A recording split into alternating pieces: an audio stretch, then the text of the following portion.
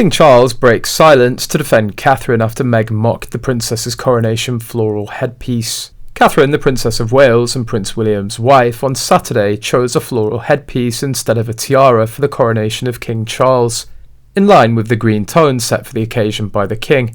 However, Meghan's Sussex squad mocked Princess Catherine on social media over a floral headpiece. They talked about how Kate was not liked by King Charles, and so he wasn't letting her wear a tiara.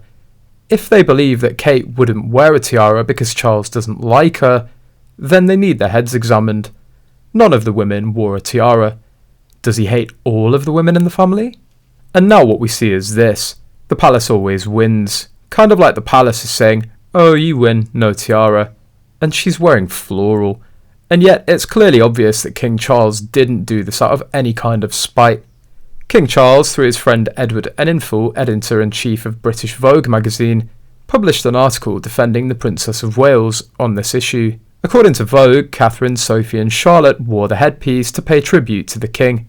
Charles, a long-time environmental advocate with a passion for nature, made his wishes clear when he sent out coronation invitations featuring the Green Man, an ancient figure from British folklore symbolising the arrival of spring and rebirth.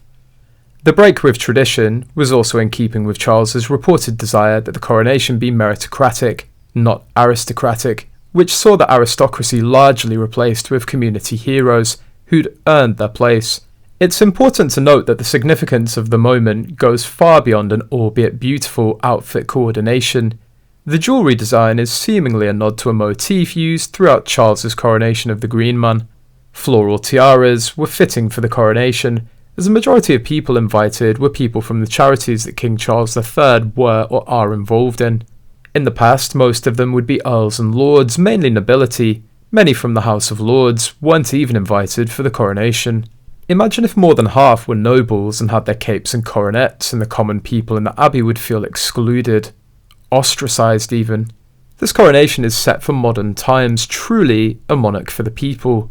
In addition, Charles had a lifelong interest in nature, gardening and preserving the environment. His granddaughter, as well as his daughter-in-law, wearing such a botanical motif is a unique and visual way to pay homage to the passion and causes of the new monarch. Catherine chose public service over royal jewels by showcasing the incredible work of UK craftspeople and an incredible British brand. It takes a certain kind of humble confidence to put others first, when you could have had a glitzy tiara. But Catherine knows a big tiara day will eventually come.